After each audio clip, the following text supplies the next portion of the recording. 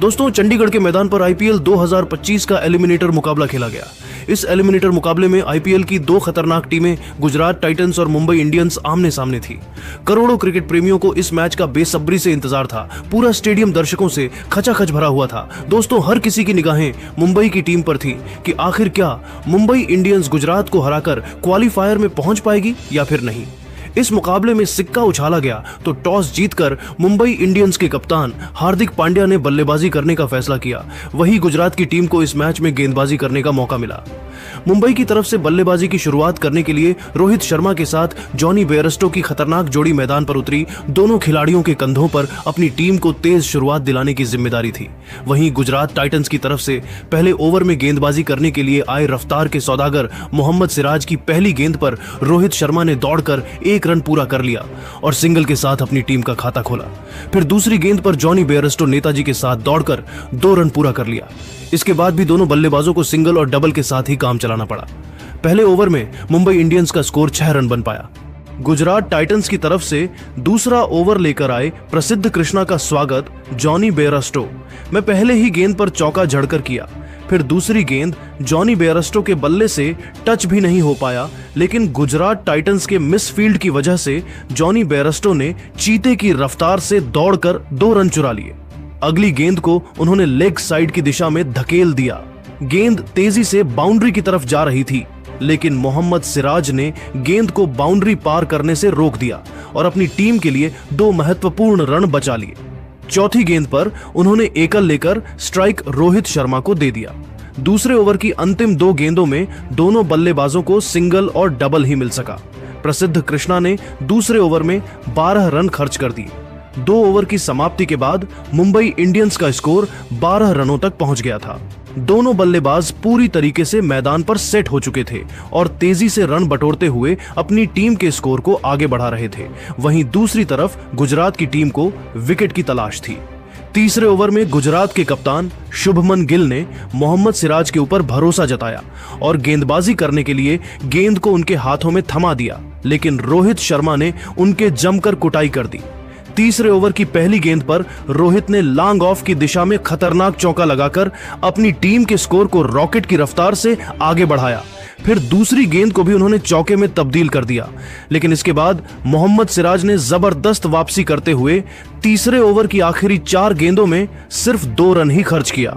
दोनों बल्लेबाजों ने मिलकर तीसरे ओवर में 10 रन बटोर लिए। 3 ओवर की समाप्ति के बाद मुंबई इंडियंस का स्कोर बिना किसी विकेट के नुकसान पर 28 रनों तक पहुंच गया था। चौथे ओवर में गुजरात के कप्तान शुभमन गिल ने रणनीति बनाई है और विकेट की तलाश में गेंदबाजी करने के लिए एक बार फिर से प्रसिद्ध कृष्णा को भेज दिया, लेकिन चौथे ओवर की पहली ही गेंद पर जॉनी बेयरस्टो ने 97 मीटर का गगनचुंबी छक्का लगाकर गुजरात की सारी रणनीतियों पर पानी फेर दिया। अगली गेंद पर उन्होंने चौका लगा दिया। इसके बाद भी जॉनी बेयरस्टो का तूफान जारी रहा और चौथी गेंद पर उन्होंने ऑफ स्टंप के ऊपर से छक्का लगा दिया। फिर 5वीं गेंद पर एक और सनसनाता हुआ छक्का लगाकर अपनी टीम के स्कोर को रॉकेट की रफ्तार से आगे बढ़ाया। चौथे ओवर की अंतिम गेंद पर भी जॉनी बेयरस्टो ने लेग साइड की दिशा में शानदार चौका लगाकर प्रसिद्ध कृष्णा की बखियां उधेड़ कर रख दी। प्रसिद्ध कृष्ण का यह ओवर गुजरात की टीम के लिए काफी महंगा साबित हुआ। उन्होंने चौथे ओवर में 26 रन लुटा दिए। 4 ओवर की समाप्ति के बाद मुंबई इंडियंस का स्कोर 54 रनों तक पहुंच गया था, जहां एक छोर से जॉनी बेयरस्टो चौकों और छक्कों की बारिश करते हुए मुंबई के स्कोर को रॉकेट की रफ्तार से आगे बढ़ा रहे थे। वहीं दूसरी छोर से रोहित शर्मा भी कंधे से कंधा मिलाकर उनका भरपूर साथ दे रहे थे, जबकि गुजरात की टीम को इस मैच में बने रहने के लिए लगातार विकेट की तलाश थी। गुजरात की तरफ से 5वां ओवर लेकर आए मोहम्मद सिराज शानदार गेंदबाजी का नजारा पेश कर रहे थे, लेकिन तीसरी गेंद पर जॉनी बेयरस्टो ने चौका लगा दिया। तीसरी गेंद पर उन्होंने एकल लेकर स्ट्राइक रोहित शर्मा को दे दिया। स्ट्राइक पर आते ही रोहित ने चौका लगाकर अपनी टीम के स्कोर को तेजी से आगे बढ़ाया। 5वें ओवर की अंतिम गेंद पर रोहित शर्मा को सिंगल ही मिल सका। मोहम्मद सिराज ने 5वें ओवर में 11 रन खर्च कर दिए। 5 ओवर की समाप्ति के बाद ही मुंबई इंडियंस का स्कोर 65 रनों तक पहुंच गया था। दोनों बल्लेबाज जबरदस्त फॉर्म में दिखाई दे रहे थे। खासकर जॉनी बेयरस्टो जिस तरीके से बल्लेबाजी कर रहे थे, उसे देखकर तो लग रहा था कि आज वह गुजरात की टीम से किसी बात का बदला ले रहे हैं। गुजरात की टीम को इस मुकाबले में बने रहने के लिए विकेट निकालना काफी जरूरी हो गया था। पावर प्ले के अंतिम ओवर में गुजरात की गेंदबाजी में जबरदस्त बदलाव देखने को मिला और इस बार शुभमन गिल ने गेंदबाजी करने के लिए साई किशोर को बुला लिया, जिनका स्वागत रोहित शर्मा ने तीसरी गेंद पर खतरनाक छक्का लगाकर किया। फिर अगली गेंद को उन्होंने चौके में तब्दील कर दिया। इसके बाद भी रोहित शर्मा का बल्ला रुकने का नाम नहीं लिया और 6वें ओवर की अंतिम गेट पर भी रोहित शर्मा ने लेग साइड की दिशा में चौका लगाकर साई किशोर को घुटने टेकने के लिए मजबूर कर दिया। दोनों बल्लेबाजों ने मिलकर पावर प्ले के अंतिम ओवर से 14 रन बटोर लिए। पावर प्ले की समाप्ति के बाद मुंबई इंडियंस का स्कोर बिना किसी विकेट के नुकसान पर 79 रनों तक पहुंच गया था। वहीं जॉनी बेयरस्टो धीरे धीरे अपने अर्धशतक की तरफ बढ़ रहे थे। पावर प्ले की समाप्ति के बाद 7वें ओवर में भी गुजरात की गेंदबाजी में जबरदस्त बदलाव देखने को मिला और इस बार शुभमन गिल ने विकेट की तलाश में गेंदबाजी करने के लिए स्पिन के जादूगर राशिद खान को बुला लिया। राशिद खान की खतरनाक गेंद रोहित और जॉनी बेयरस्टो को बिल्कुल भी समझ में नहीं आ रही थी और एक एक रन बनाना दोनों खिलाड़ियों के लिए काफी मुश्किल हो रहा था। शानदार गेंदबाजी करते हुए राशिद खान ने 7वें ओवर में सिर्फ 3 रन ही खर्च किया। इस तरीके से उन्होंने मुंबई इंडियंस के तेजी से बढ़ते हुए स्कोर पर थोड़ा सा ब्रेक लगा दिया, लेकिन वह भी अपनी टीम को सफलता नहीं दिला पाए। 7 ओवर की समाप्ति के बाद मुंबई इंडियंस का स्कोर 62 रनों तक पहुंच गया था। गुजरात की तरफ से विकेट की तलाश में 8वां ओवर लेकर आए साई किशोर की दूसरी गेंद पर जॉनी बेयरस्टो ने बड़ा शॉट खेलने का प्रयास किया और गेंद साई किशोर के हाथों में चली गई, लेकिन गेंद उनके हाथों से छिटक गई और उनके पास में ही खड़े गेराल्ड कोएट्जी ने कैच पकड़ लिया। इस तरीके से जॉनी बेयरस्टो की तूफानी पारी का अंत हुआ। अपने इस पारी के दौरान जॉनी बेयरस्टो ने 22 गेंदों में 4 चौकों और 3 छक्कों की सहायता से 47 रन बनाकर वापस लौट गए, लेकिन रोहित शर्मा अभी भी मैदान पर डटे हुए थे और उनके साथ देने के लिए मुंबई इंडियंस के सबसे तूफानी बल्लेबाज सूर्य कुमार यादव मैदान पर आ चुके थे। 8वें ओवर में साई किशोर ने सिर्फ 7 रन खर्च करके अपनी टीम को बड़ी सफलता जॉनी बेयरस्टो के रूप में दिला दिया। 8 ओवर की समाप्ति के बाद मुंबई इंडियंस का स्कोर एक विकेट के नुकसान पर 89 रनों तक पहुंच गया था। 9वें ओवर में गुजरात के कप्तान शुभमन गिल ने गेंदबाजी करने के लिए फिर से राशिद खान को भेज दिया। ओवर की पहली गेंद पर सूर्य कुमार यादव ने सिंगल लेकर स्ट्राइक रोहित शर्मा को दे दिया। स्ट्राइक पर आते ही रोहित शर्मा ने चौका जड़ दिया, फिर चौथी गेंद पर सनसनाता हुआ छक्का लगाकर अपनी टीम के स्कोर को रॉकेट की रफ्तार से आगे बढ़ाया। दोनों बल्लेबाजों ने मिलकर 9वें ओवर से 12 जोड़कर अपनी टीम के स्कोर को 100 रनों के आंकड़े के पार पहुंचा दिया। इसी के साथ रोहित शर्मा अब अपने अर्धशतक के बेहद करीब पहुंच गए थे। 10वें ओवर में शुभमन गिल ने साई किशोर पर भरोसा जताया और गेंद को उनके हाथों में दे दिया, लेकिन रोहित शर्मा की खतरनाक बल्लेबाजी के सामने वह भी घुटने टेकते हुए नजर आए। 10वें ओवर की पहली ही गेंद पर रोहित शर्मा ने चौका लगा दिया। इसी के साथ उन्होंने मात्र 28 गेंदों में अपना तूफानी अर्धशतक ठोक दिया। इसके बाद दोनों खिलाड़ी सिंगल के साथ ही काम चला रहे थे, लेकिन 10वें ओवर अंतिम गेंद पर रोहित ने एक और चौका लगाकर मुंबई इंडियंस के स्कोर को 113 रनों तक पहुंचा दिया। जिस तरीके से मुंबई इंडियंस का स्कोर तेजी से आगे बढ़ रहा, दोनों खिलाड़ी ताबड़तोड़ अंदाज में बल्लेबाजी करते हुए मुंबई के स्कोर को आगे बढ़ा रहे थे। तभी 13वें ओवर की अंतिम गेंद पर सूर्य कुमार यादव छक्का मारने के प्रयास में कैच आउट होकर पवेलियन की तरफ लौट गए। सूर्य कुमार यादव अपनी टीम के लिए 20 गेंदों में 1 चौके और 3 छक्कों की मदद से 33 रन बनाए, लेकिन रोहित शर्मा मैदान पर डटे हुए थे और उनके साथ देने के लिए अब तिलक वर्मा आ चुके थे। तिलक वर्मा और रोहित शर्मा ने मिलकर तेजी से रंग बटोरते हुए अपनी टीम के स्कोर को 180 रनों के पार पहुंचा दिया, लेकिन तभी 17वें ओवर में रोहित शर्मा बड़ा शॉट खेलने के प्रयास में राशिद खान को कैच थमा बैठे। अपनी इस पारी के दौरान रोहित ने 50 गेंदों में 9 चौकों और 4 छक्कों की मदद से 81 रनों की तूफानी पारी खेली।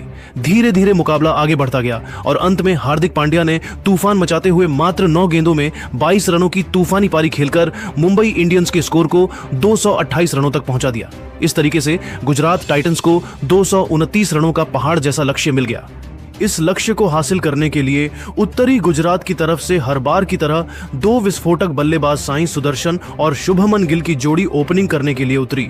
वहीं मुंबई इंडियंस की तरफ से पहले ओवर में गेंदबाजी करने के लिए आए तेज गेंदबाज ट्रेंट बोल्ट की पहली गेंद पर शुभमन गिल ने सिंगल लेकर अपनी टीम का खाता खोला। अगली गेंद पर साई सुदर्शन को भी सिंगल ही मिल सका और स्ट्राइक पर आ चुके थे शुभमन गिल। खतरनाक गेंदबाजी करते हुए ट्रेंट बोल्ट ने चौथी गेंद पर शुभमन को एलबीडब्ल्यू कर गुजरात की टीम को पहले ही ओवर में तगड़ा झटका दे दिया। गिल सिर्फ 1 रन बनाकर बेहद निराश मन से पवेलियन की तरफ लौट गए। इस तरीके से 3 रन के स्कोर पर गुजरात का पहला विकेट गिर गया है।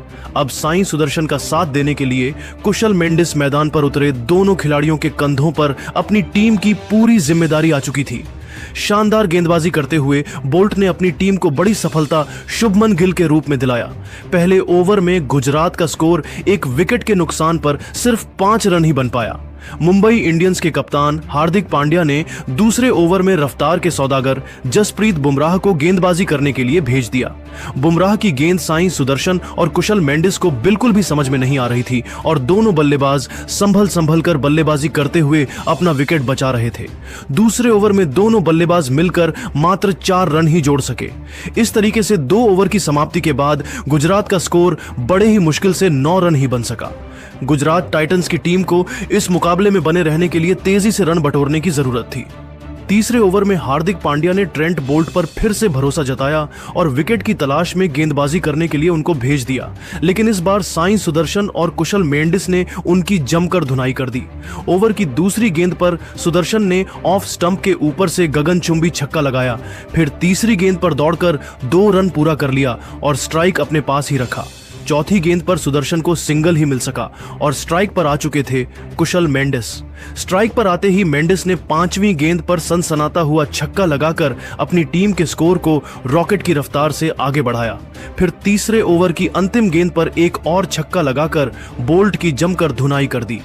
ट्रेंट बोल्ट का यह ओवर मुंबई की टीम के लिए काफी महंगा साबित हुआ। उन्होंने तीसरे ओवर में 21 रन लुटा दिए। 3 नवंबर की समाप्ति के बाद गुजरात टाइटंस का स्कोर 1 विकेट के नुकसान पर 30 रनों तक पहुंच गया था। दोनों खिलाड़ी पूरी तरीके से मैदान पर सेट हो चुके थे और तेजी से रन बटोरते हुए अपनी टीम के स्कोर को आगे बढ़ा रहे थे। वहीं मुंबई इंडियंस को लगातार विकेट की तलाश थी।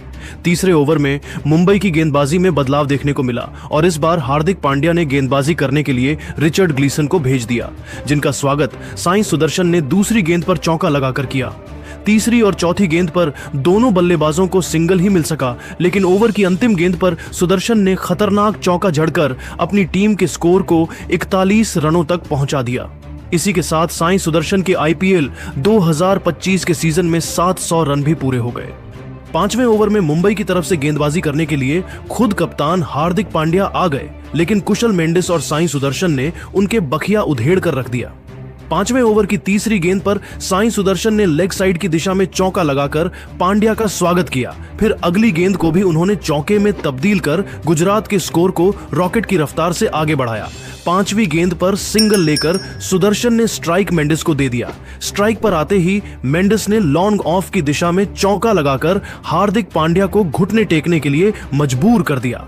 दोनों बल्लेबाजों ने मिलकर हार्दिक पांड्या के इस ओवर में 14 रन जोड़ डाले।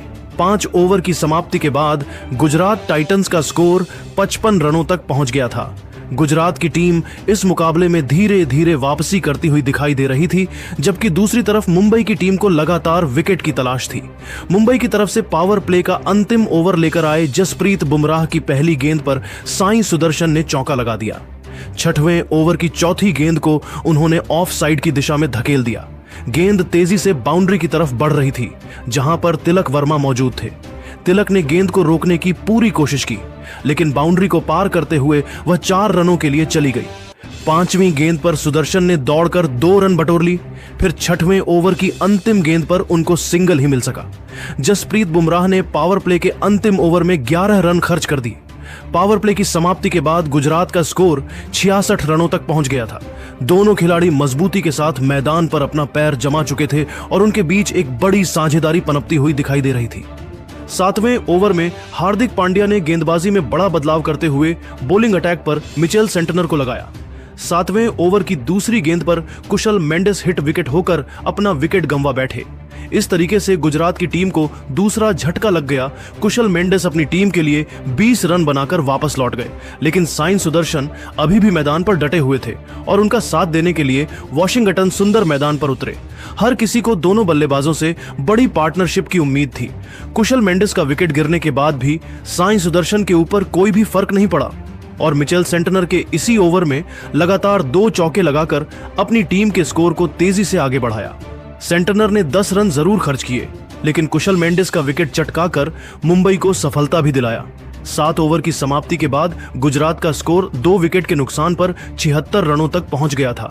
जिस तरीके से गुजरात का स्कोर आगे बढ़ रहा था और मुंबई के गेंदबाज विकेट निकाल रहे थे, उसे देखकर तो यही लग रहा था कि यह मैच अंतिम ओवर तक पहुंचने वाला है। लेकिन दोस्तों, अब आपको क्या लगता है, इस बार आईपीएल की ट्रॉफी कौन सी टीम जीतेगी? आप खुद नीचे कमेंट करके बताइए और ऐसी ही नई वीडियो के लिए हमारे चैनल को जरूर सब्सक्राइब करिए। धन्यवाद।